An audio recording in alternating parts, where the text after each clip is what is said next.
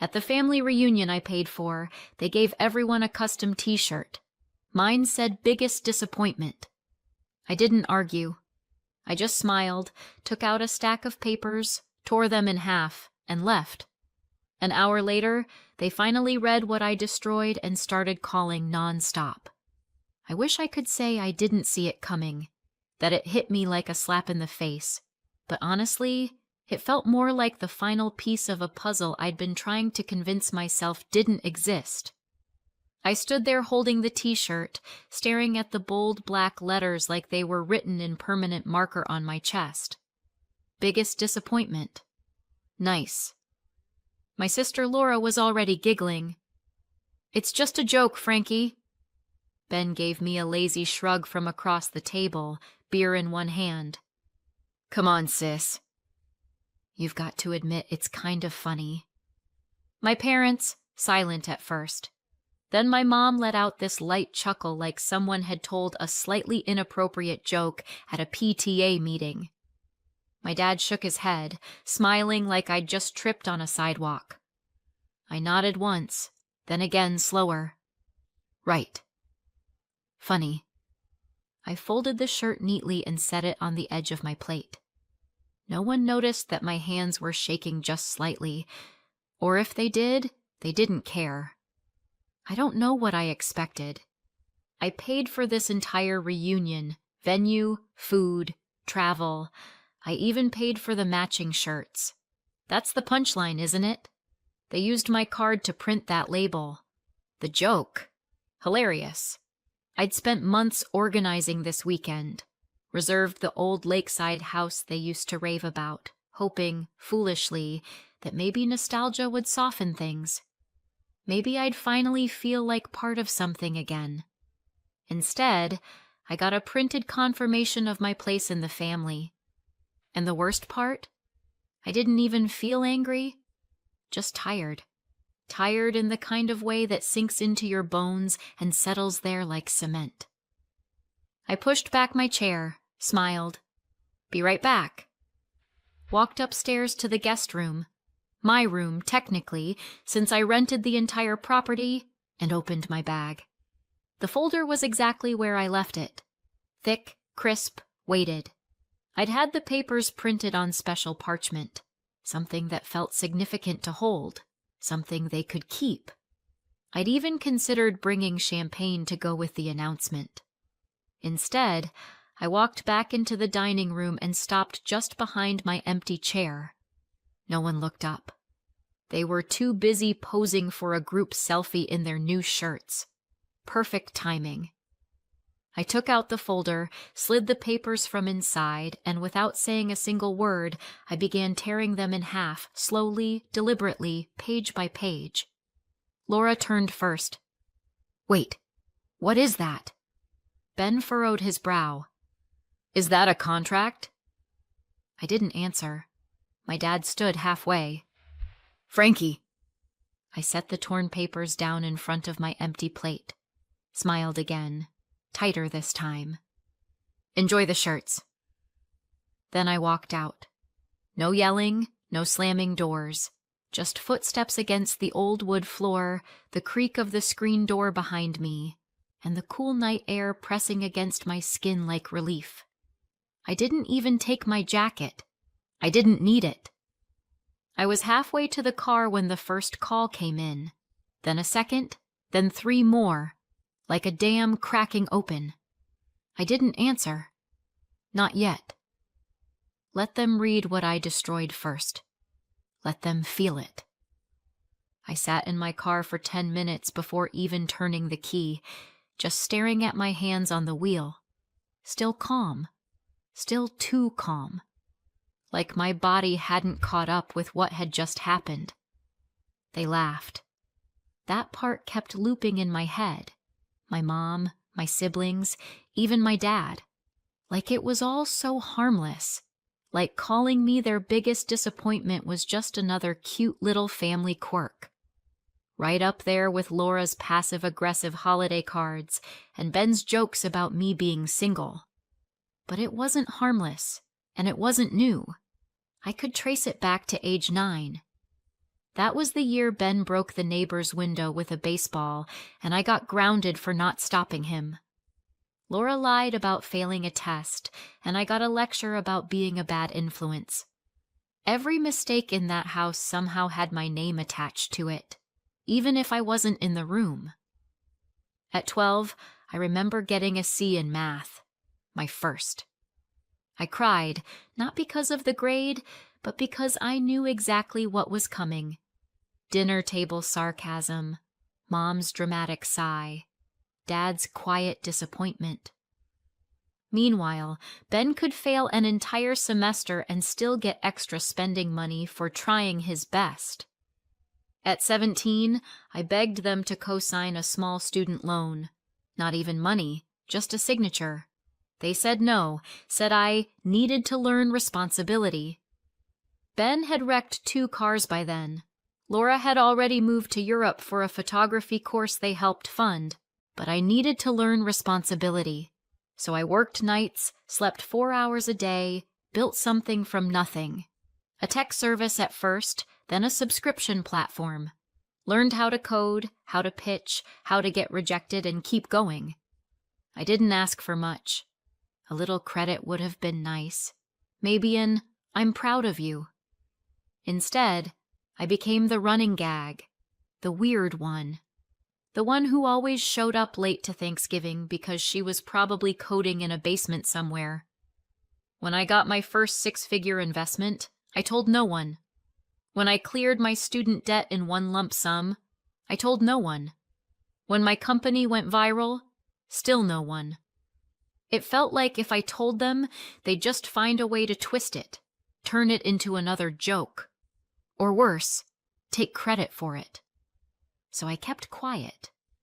But I watched Laura host parties in apartments I knew she couldn't afford on her salary, watched Ben post cryptic Instagram captions about mental health only to DM me for money 2 days later, watched my parents struggle with their mortgage but still buy anniversary cruises, and I started helping quietly, an anonymous donation here, an untraceable transfer there.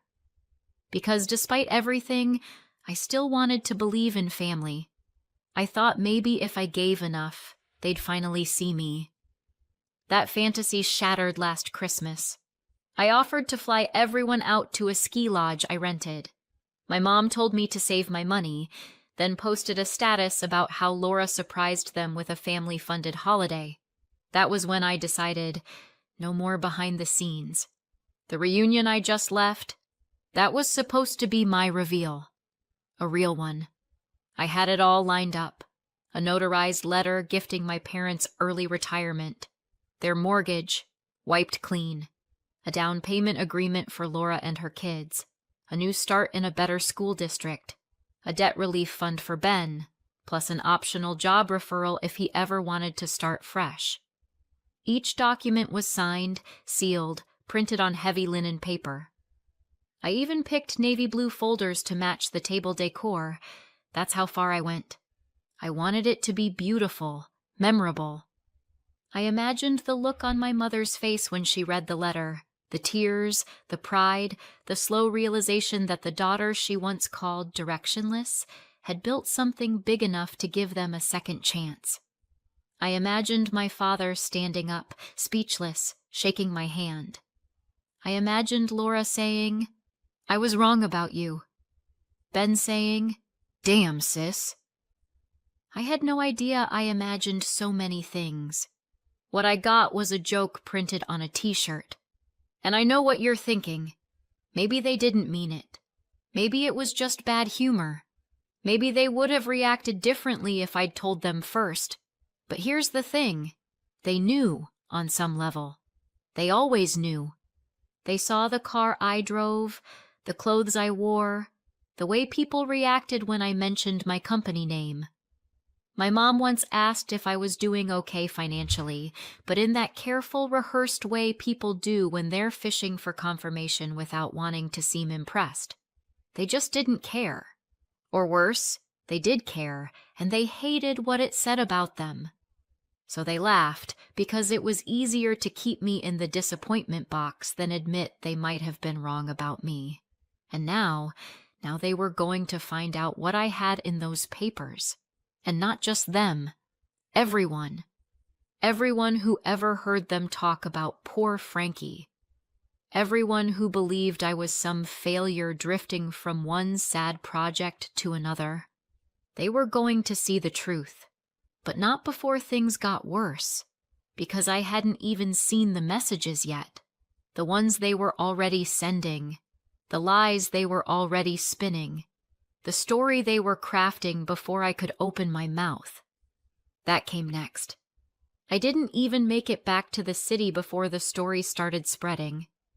First, a call from a friend I hadn't spoken to in months. "Hey, your sister just posted something weird. Said you had a breakdown at the family reunion. Everything okay?"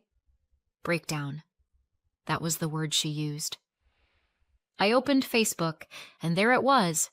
A photo of the table from earlier that night.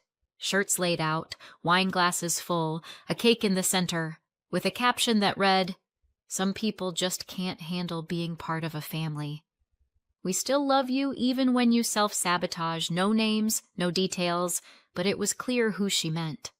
The comments were full of vague sympathy and cryptic takes. "So sorry, girl. You deserve peace. You did your best. Some people are just toxic. Family is complicated." Sending hugs. That would have been bad enough. Then came the group chat pings, screenshots, messages forwarded from cousins. My aunt asked if I was okay, said my mother called her crying, said I had thrown a tantrum and destroyed legal documents in some kind of manic episode. Ben texted me directly, "You seriously need help, sis." "You embarrassed everyone. We tried to include you and you made it weird. Real classy." "Include me, right?" I didn't reply. Just forwarded the original documents to my attorney, asked him to timestamp the email, and CC'd my assistant. She replied 5 minutes later. "Would you like me to move up the Forbes feature to this weekend?" I can add the scanned pages back in yes. That. Because here's the thing. I had options. I had evidence. I had receipts. They had a story, a weak one. But the louder they told it, the more dangerous it became. If there's one thing my family knows how to do, it's rewrite history fast. And this time, I wasn't going to let them get away with it. I had let them shape my narrative for too long. Now, it was my turn. I started by sharing the Forbes link quietly. No tag, no commentary, just the article. The underdog founder who secretly funded her family's life for a decade and then cut ties. Inside were photos of the documents, scanned, signed, dated, the same ones I'd torn up at the reunion. The article mentioned the company valuation north of $30 million, and the anonymous donations traced back to me. It mentioned the mortgage payments, the college funds I'd quietly created under shell accounts. It mentioned the tech mentorship grant I launched 6 months ago for people who'd been written off by their own families. And it mentioned, briefly but clearly, why I walked away, not with bitterness, with clarity. Within hours, my inbox exploded. First were the congratulations, then the apologies, then the panic. A voicemail from Laura. "Why would you make that public? You're humiliating us." Text from Ben. "Wow. Real mature. Hope you feel good about ruining the family name."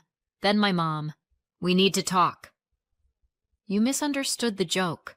We were just having fun." Misunderstood a joke. It was almost funny the way they were doubling down, but it wasn't over. Not yet. Because the story was gaining traction, and the spotlight I never wanted was about to get a lot brighter. A YouTube channel picked it up, then a podcast, then a short documentary. Comments flooded in. People chose sides. But mostly they chose me, because people recognize humiliation when they see it, especially when it wears a smile and calls itself family. Ben tried to clap back online, posted a rant about me being unstable, said I was twisting facts. Someone responded with a screenshot of the contract I'd written for him, annotated with dates. Someone else found an old tweet where Laura joked about being the golden child. Not so funny now. A tech influencer I didn't even know shared the Forbes article with the caption, "Let this be a reminder. Not every black sheep is lost." Some are just done with wolves in sweaters. They thought they could smear me, discredit me, make me look like the problem. Instead, they ended up exposed. And still, I hadn't said a word publicly. Not once, because I didn't have to. I had something better than a rebuttal. I had receipts. And now I had the world watching. You'd think after the article, after the messages, after the public unraveling of their favorite story, they'd back off. They didn't. If anything, they doubled down. Ben posted a long thread about how I was exaggerating for sympathy. He said I had a history of being dramatic, said I was always the one who felt left out, even when they tried their best. Laura started damage control with extended family. She told them I wasn't well, that the money had gone to my head, that I'd cut ties not because of a t-shirt, but because I was always looking for a reason to leave. And my parents? They stayed quiet publicly, but I know they were calling around, framing it as a misunderstanding, a sad situation. She just took things the wrong way. I watched them try to rebuild their version of the story, but this time it wasn't sticking, because the people they were talking to, a lot of them had already reached out to me quietly. A cousin who said she always noticed how I was treated differently. A former neighbor who remembered hearing my mom call me a late bloomer while bragging about Ben's internship at a company I now owned equity in. The part that hit hardest wasn't their spin. It was the realization that I had spent so long hoping they'd change, I didn't notice how much I had. I was no longer the kid trying to earn a seat at their table. I had my own table now, and the silence that followed that realization, it was the first time I felt peace in years. They sent a letter. It wasn't an apology. Not really. Just a carefully worded, "We're still your family and we love you, and we hope you can move past this. Move past it." Like it was a phase, like I got offended and stormed off and needed to come back once I'd cooled down. I didn't reply. A week later, they sent another. This one was longer, more emotional. Talked about the things they'd done for me when I was younger. Meals, rides, a roof over my head. Like that made up for everything. They never mentioned the money or the years of jokes, or how quick they were to smear me when I finally said no. Then, out of nowhere, Ben posted an old photo of us from when we were kids. Captioned it, "Miss my sister. Still love her. Always will." I got tagged a lot. People wanted a response, but the only people I owed anything to were the ones who were there when I had nothing. And none of those people were wearing matching t-shirts. So I stayed quiet. And in that silence, things kept shifting. Laura's husband left. She'd been leaning hard into the "we're victims of cancel culture" narrative, and he wasn't having it. He took the kids, moved in with his sister. I found out from someone else. Laura didn't tell me herself. Ben lost a speaking gig at some small event he'd booked himself into. Apparently, someone had sent the organizer the full article along with a comment he made in an old podcast about how his sister could never finish anything she started. My parents tried to refinance their home. Didn't go through. A friend of mine who works in finance said the bank saw instability. Not my doing, not directly, but I stopped the monthly transfer. That part was my doing, and I started living my life, not out of revenge, just finally, freely. I traveled without checking my phone every few hours. I made decisions without wondering if they'd finally be proud. I built things because I wanted to, not because I was trying to prove anything. And one night, a while later, I got a message from someone I didn't recognize. Just one line. "Thank you for showing people like me that it's okay to walk away." That one got to me. Not because I needed the praise, but because it reminded me that walking away wasn't selfish. It was necessary. Survival, not spite.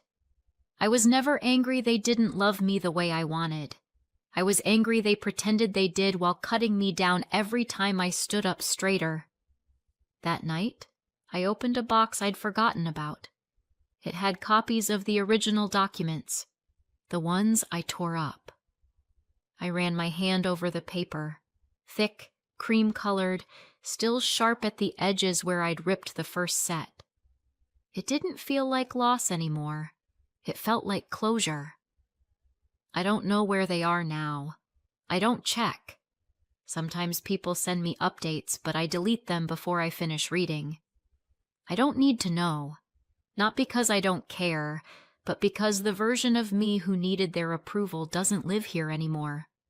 She's gone, and she's not coming back. Update 2 years later. It's been a while. I got invited to a wedding recently. Not family, a friend. One of the few who saw the worst and stuck around. At the reception, someone introduced me to their cousin. She smiled, shook my hand, and said, "Wait, are you the t-shirt girl?" I laughed. Actually, laughed. "Yeah," I said. "Yes, I am." She told me she cut off her own parents last year, said my story gave her the push she needed. I didn't know what to say. I still don't really, but it stuck with me because for so long I thought leaving meant losing, giving up, surrendering. Turns out it was the first time I ever stood up for myself. Sometimes I wonder if they still talk about me, if they tell the story differently now, if they miss me or just miss who they could control. I don't reach out, and they haven't either. Not in a long time. Maybe that says everything. Do you think I went too far or not far enough? Let me know in the comments. If you want more stories like this, subscribe.